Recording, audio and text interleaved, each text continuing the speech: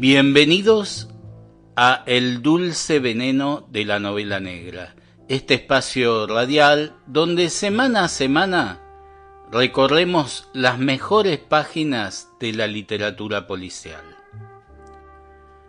Las y los oyentes que siguen este programa me habrán escuchado más de una vez decir que si bien la novela negra nació en los Estados Unidos, con el tiempo se expandió por el mundo, de manera que hoy se escribe en las más variadas latitudes. El modo en que se produjo esta expansión tiene un interés particular, ya que en la mayoría de los casos, en lugar de limitarse a imitar el modelo norteamericano, los escritores se apropiaron del género y lo enriquecieron con las experiencias e idiosincrasias propias de sus lugares de origen. Así hoy podemos hablar de novela negra francesa, española, sudafricana, china, mexicana, escandinava, argentina, cubana y muchas más. Buena parte de las industrias culturales norteamericanas, en particular el cine, la televisión, la música y las plataformas digitales, funcionan en un doble sentido. Por un lado producen beneficios económicos y por el otro actúan como multiplicadores del modelo cultural de ese país. Cumplen el rol de modelar conciencias, de aportar a una construcción de sentido favorable a la dominación tardocolonial.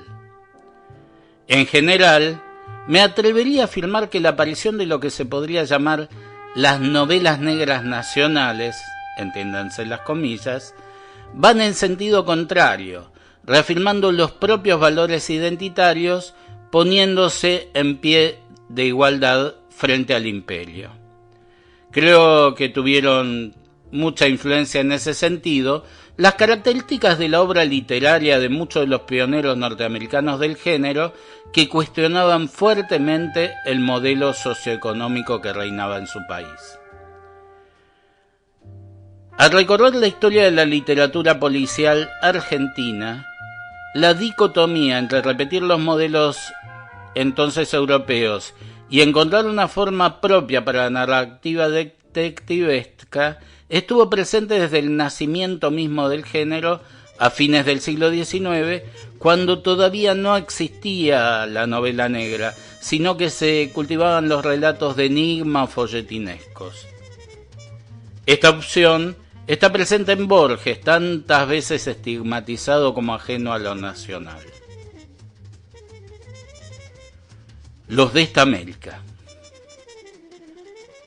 Perfilados bien por un fondo de paredes celestes o de cielo alto, dos compadritos, envainados en seria ropa negra, bailan sobre zapatos de mujer, un baile gravísimo, que es el de los cuchillos parejos, hasta que de una oreja salta un clavel, porque el cuchillo ha entrado en un hombre que cierra con su muerte horizontal el baile sin música. Resignado, el otro se acomoda el chambergo y consagra su vejez a la narración de ese duelo tan limpio. Esta es la historia detallada y total de nuestro malevaje. La de los hombres de pelea de Nueva York es más vertiginosa y más torpe. Les leí el comienzo de El proveedor de iniquidades, Monk Eastman, una de las narraciones que integran Historia Universal de la Infamia de Jorge Luis Borges. El escritor relata la historia de un pistolero neoyorquino de principios del siglo XX, pero su punto de referencia está en los compadritos argentinos. Borges no se asimila ni pierde su identidad, cuenta desde su tierra. Lo nacional es lo universal visto por nosotros, decía Arturo Jauretche, y lo que hace Borges en este texto es precisamente eso.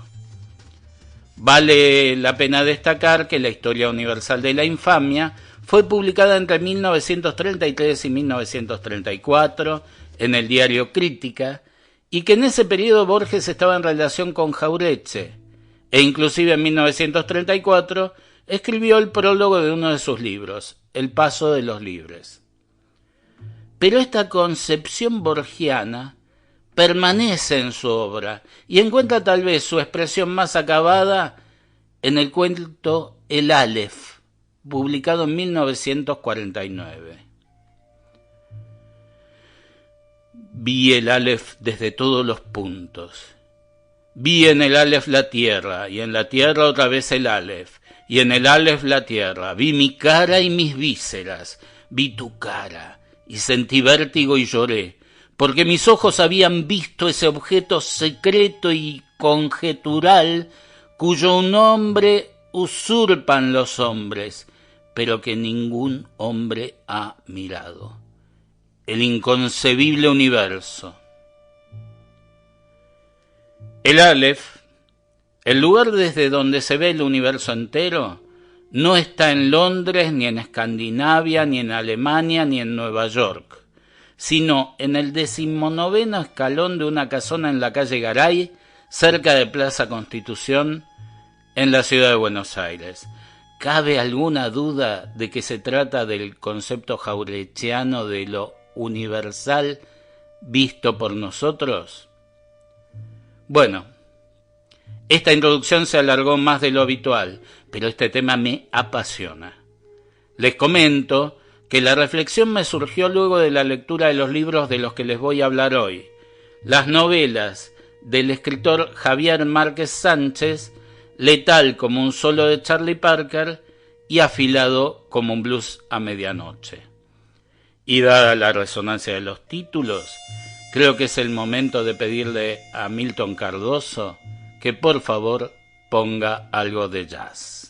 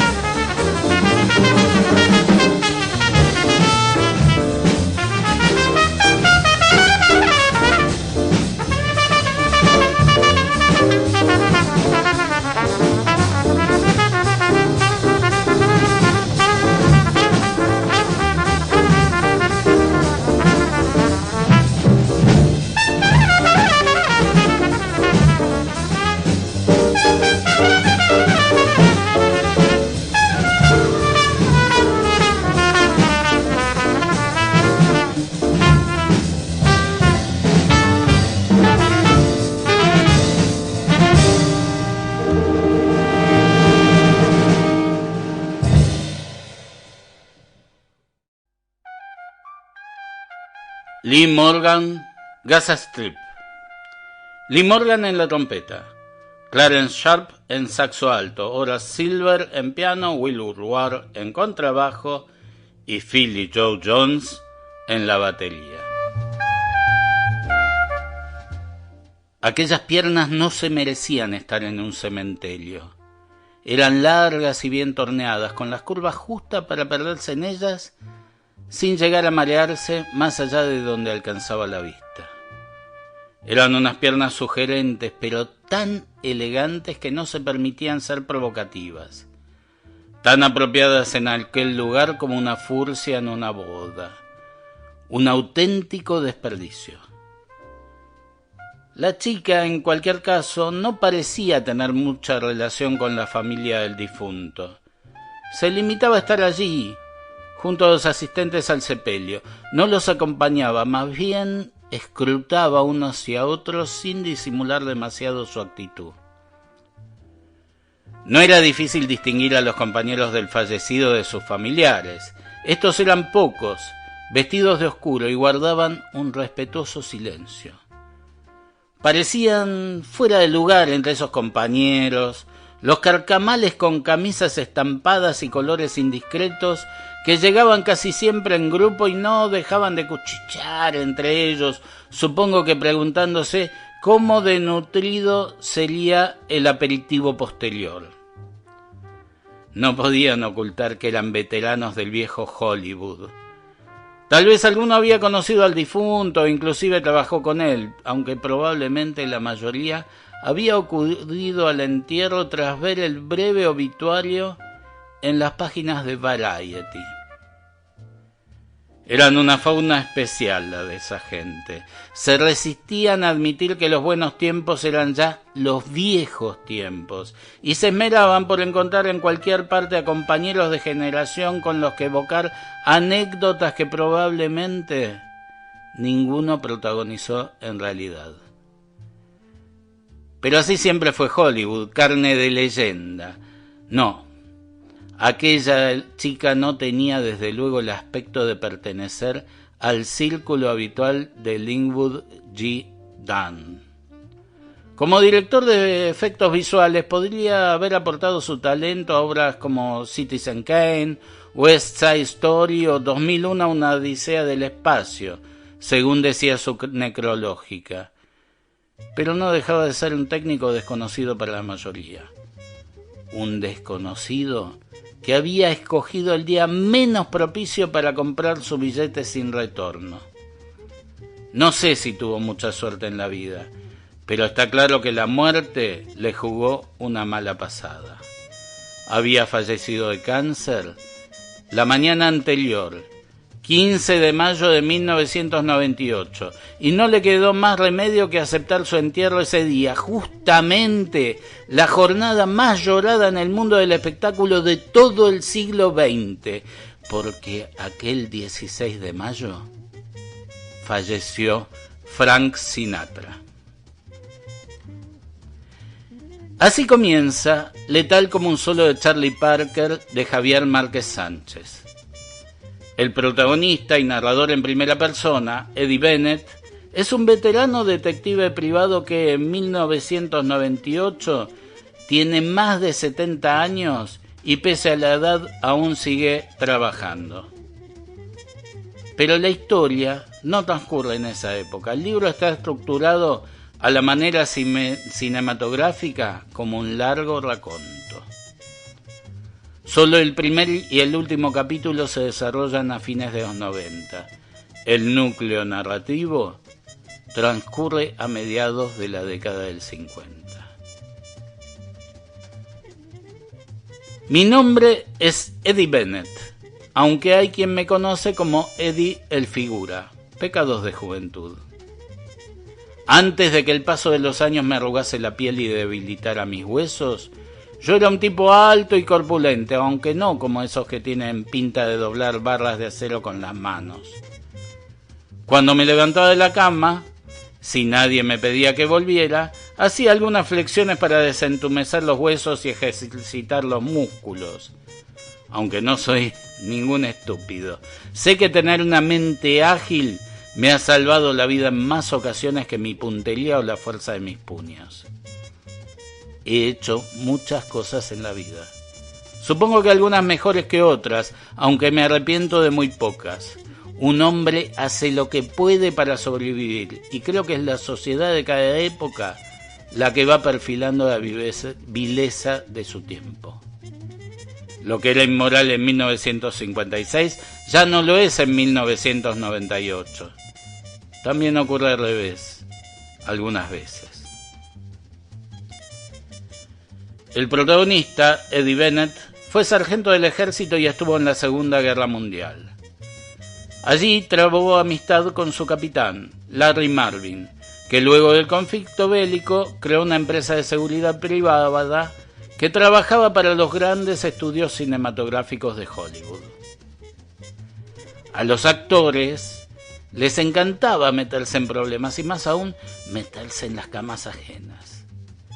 La gente de Larry hacía de niñera durante cada rodaje para que ninguna borrachera, pelea ni ataque de celos acabase con alguna de esas estrellas herida, muerta o entre rejas.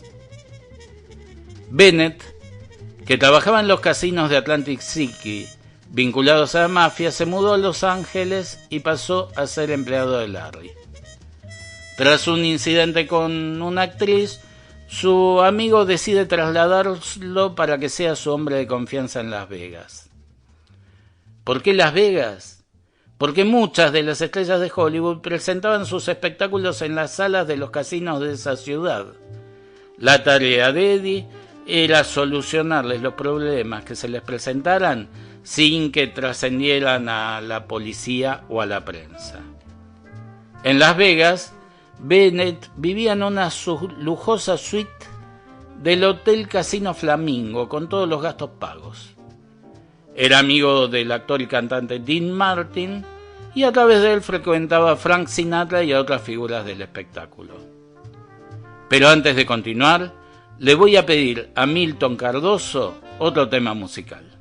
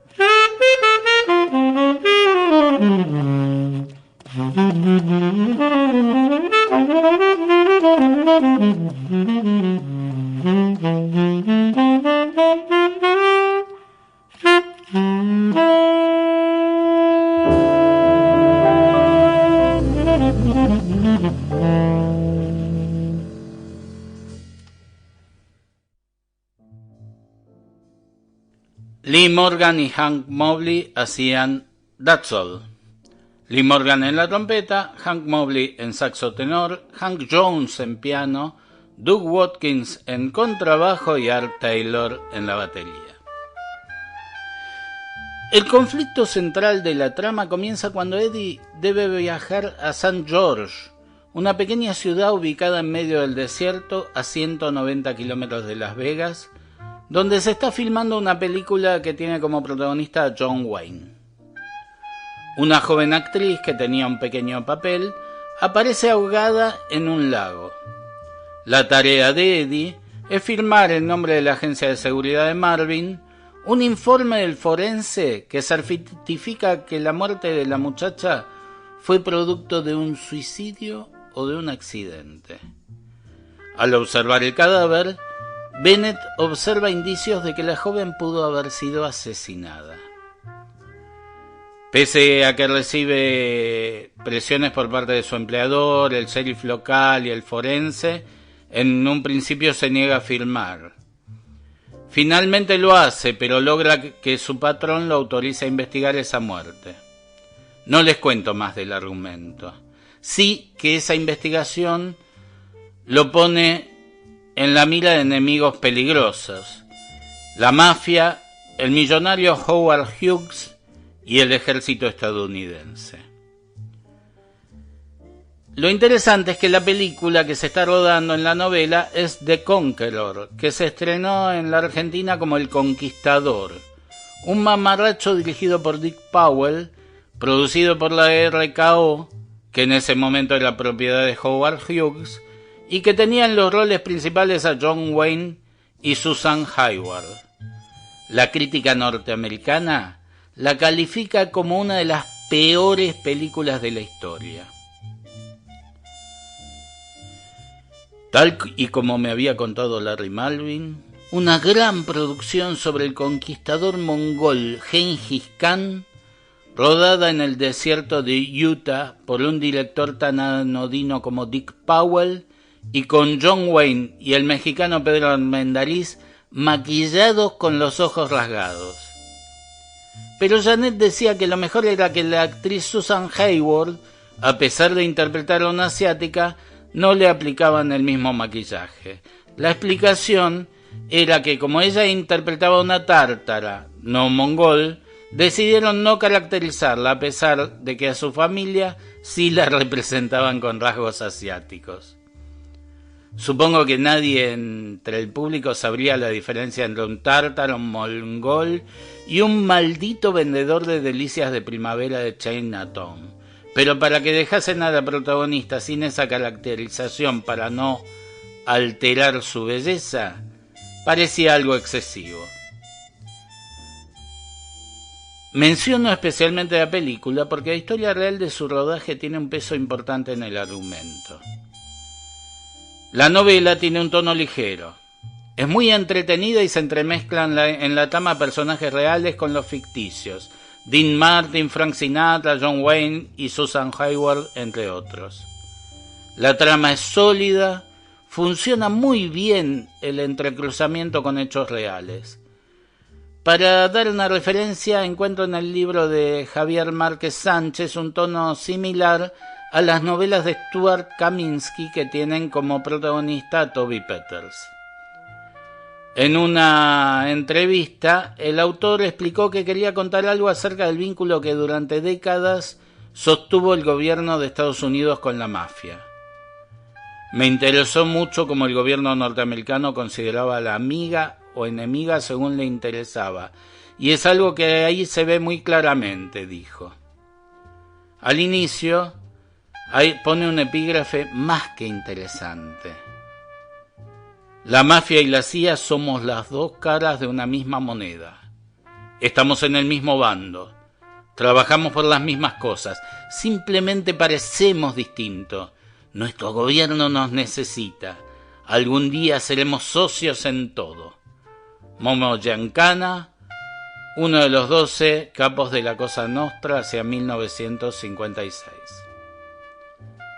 La novela tiene una postura crítica sobre la sociedad yanqui. Sin embargo, lo que me produjo un cierto desconcierto es que parece escrita por un estadounidense. No se advierte en nada que el escritor es español, como si hubiera una aceptación tácita, una naturalización de la cultura del imperio como propia. De ahí mi reflexión al principio del programa acerca del rol que cumplen las industrias culturales norteamericanas en el sostenimiento de una construcción de sentido que apuntala de la dominación colonial. Autores de varios países han escrito novelas policiales donde aparecen personajes de Hollywood, pero generalmente lo han hecho desde su propia identidad. No puedo dejar de mencionar a Osvaldo Soriano con su Triste, Solitario y Final, donde el propio escritor es uno de sus protagonistas junto al ficticio Philip Marlowe y los reales ficticios Laurel y Hardy y John Wayne. Una genialidad. Otra referencia interesante es la de Francisco Hagenbeck y Trago Amargo, una novela donde el protagonista, Sunny Pascal, es, como él dice, mitad mexicano y mitad gringo, y aparecen en la trama John Huston, Ava Gardner, Sue Lyon, Deborah Kerr, Richard Barton y Elizabeth Taylor, mientras filman La Noche de la Iguana en tierras mexicanas. Lo identitario del autor está absolutamente presente. Esto me quedó como un interrogante al terminar Letal como un solo de Charlie Parker, y con esa cuestión pendiente comencé la siguiente novela de Javier Márquez Sánchez, Afilado como un blues a medianoche. Pero esa experiencia voy a compartirlo con ustedes en la segunda parte del programa después de la tanda.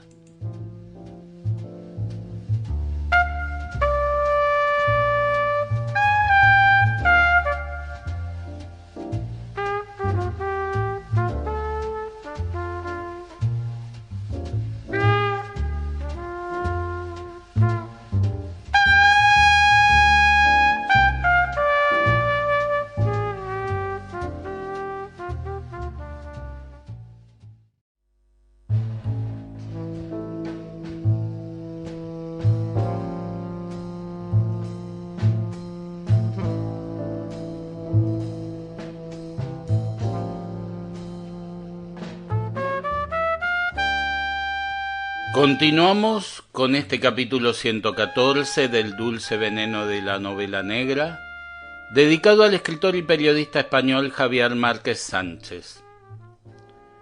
Marilyn Monroe murió 2 veces. Lo sé porque yo fui su segundo asesino. Ninguno de los dos nos merecíamos aquello.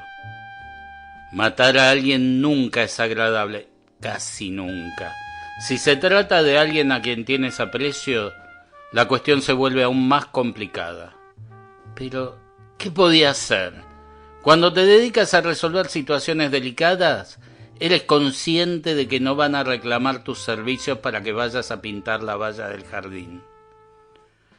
No era la primera vez que recibía una llamada de Peter Lawford. Me caía bien.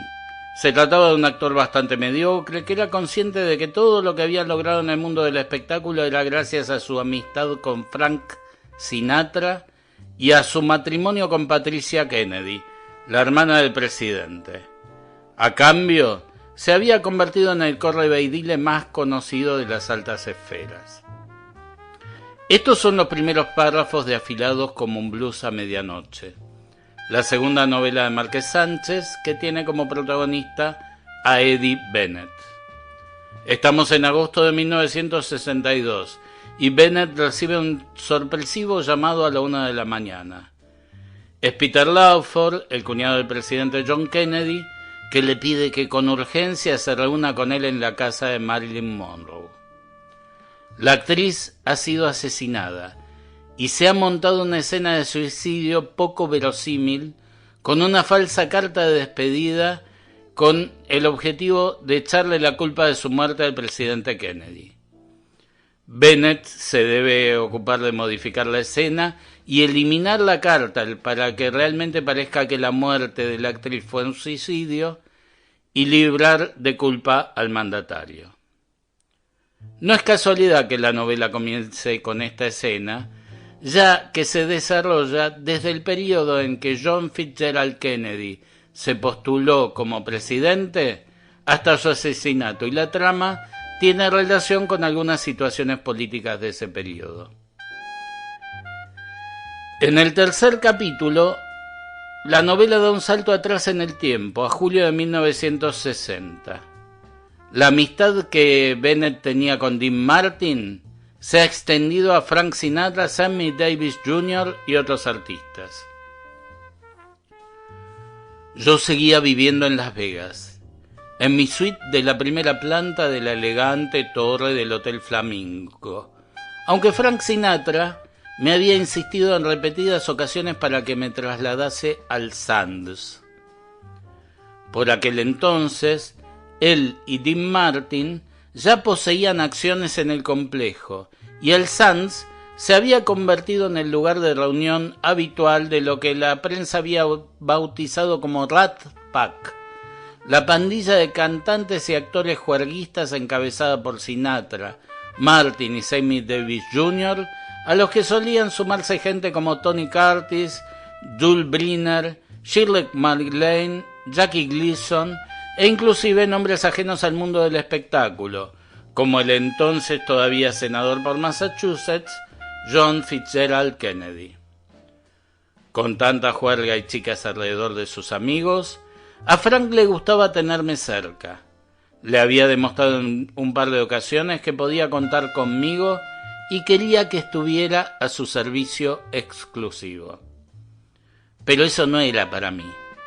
Los padres de la patria lucharon mucho por nuestras libertades y hubiese sido un desagradecido si yo hubiese sacrificado la mía por un cheque.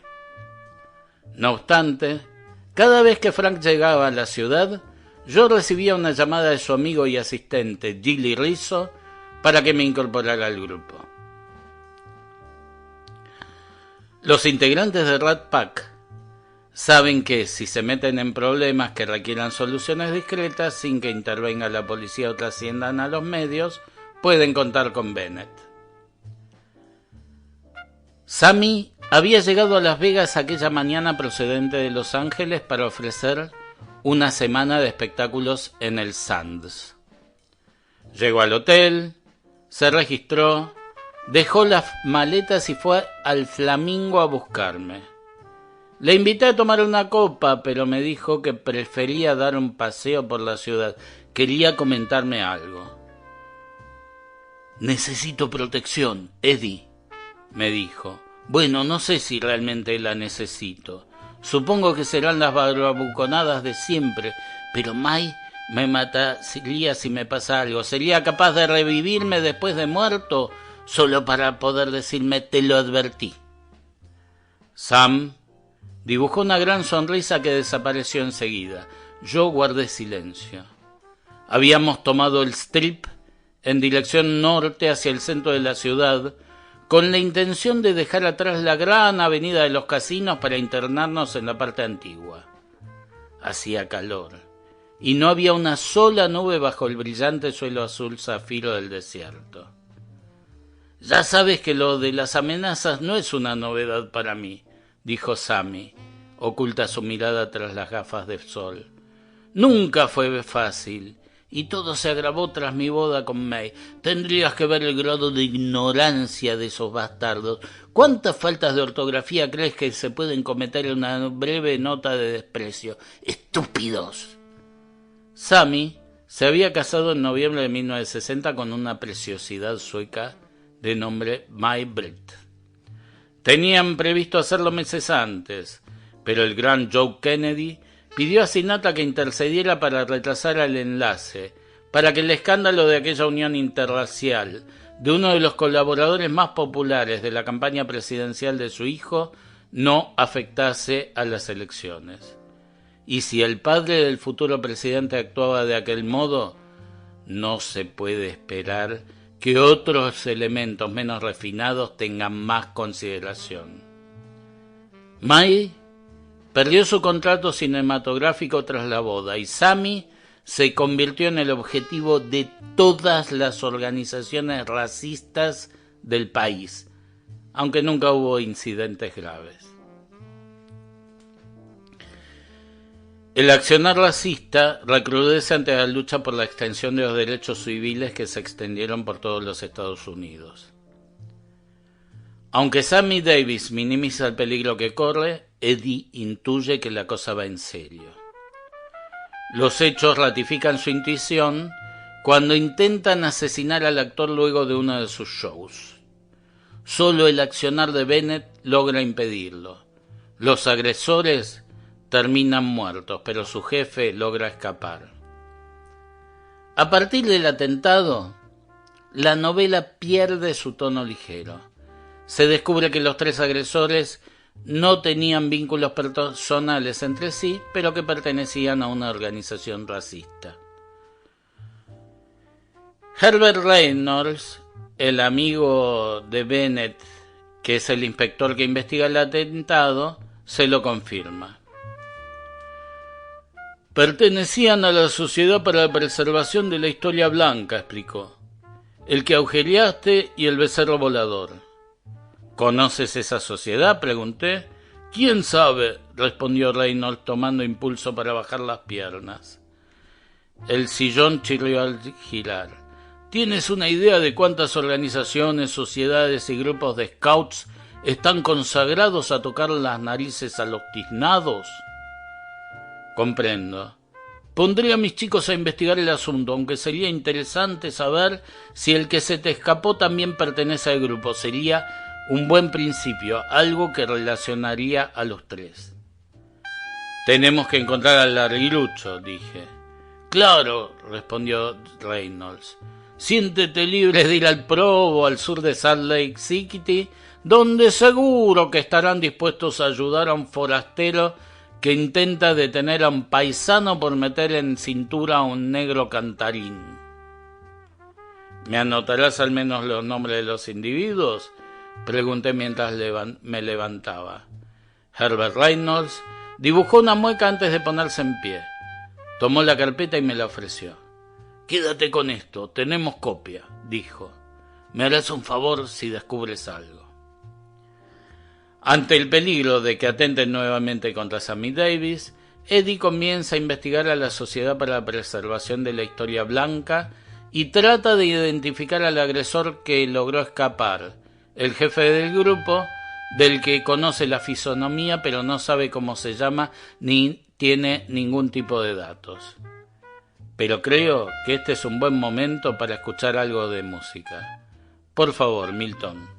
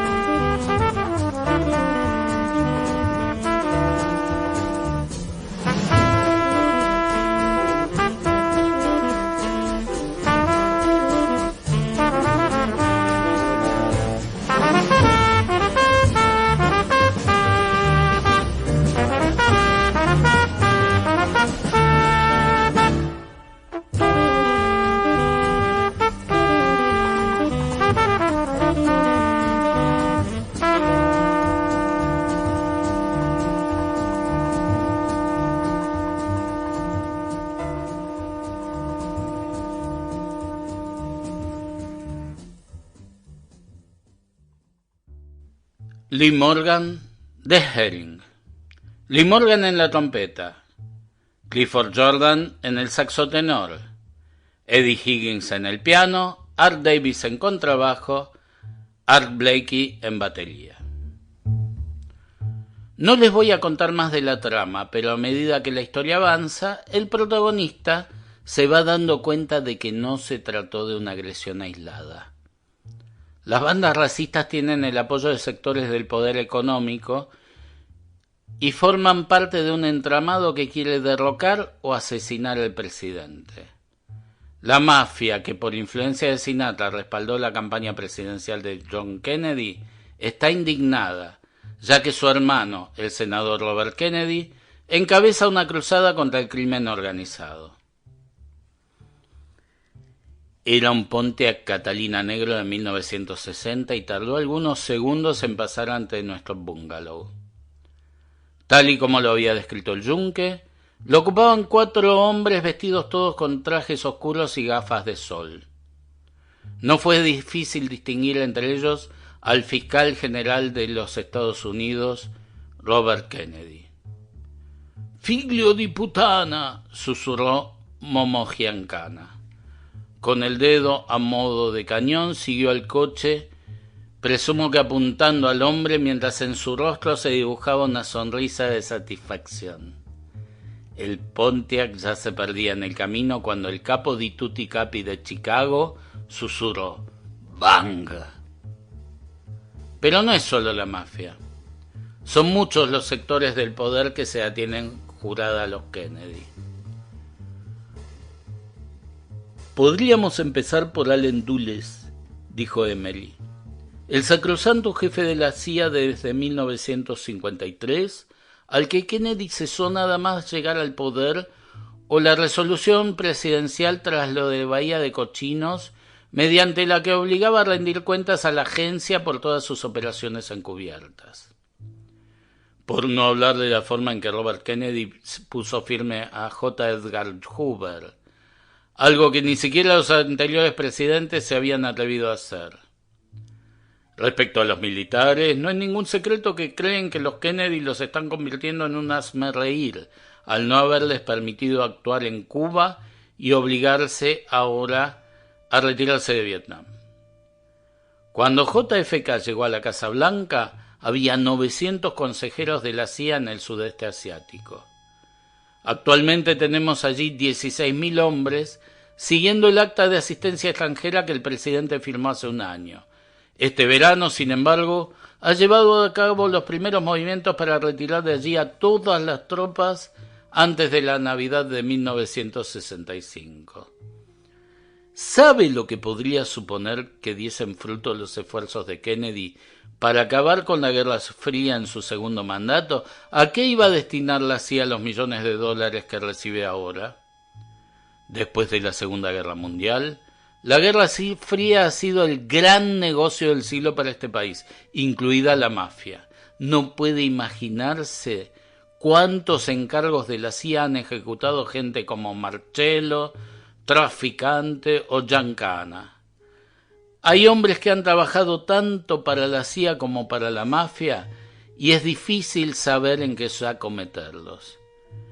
¿Recuerda cuando cayeron los sindicatos con conexiones comunistas en Marsella? ¿Aquellos que traficaban con droga? Fue una operación de gran envergadura dirigida por la CIA y ejecutada por la mafia. Si la atención internacional desapareciese, esa clase de relaciones resultarían del todo inapropiadas. Los civiles no andan mucho más contentos, intervino Janet. Con todas esas movilizaciones civiles encabezadas por Luther King e importantes artistas blancos, muchos echan cálculos de las posibles subidas de sueldo o costes en derechos sociales que esto podría suponerles. Y por encima de todo están los magnates de la industria y del petróleo, claro. Si se acaba la Guerra Fría, si ya no es necesario tener tropas y bases por todo el mundo, ¿quién va a darle los contratos millonarios que han estado recibiendo de los candidatos presidenciales que han apoyado previamente con sus generosas donaciones? Es muy interesante el cambio de tono que se da en Afilado como un blues a medianoche respecto de la novela anterior de Márquez Sánchez. Si letal como un solo de Charlie Parker recordaba las narraciones de Stuart Kaminsky sobre Toby Peters, en un tono de lo que podríamos llamar comedia negra con famosos, en este libro el humor está presente, pero queda en un segundo plano. La investigación se entrelaza con la realidad política y social.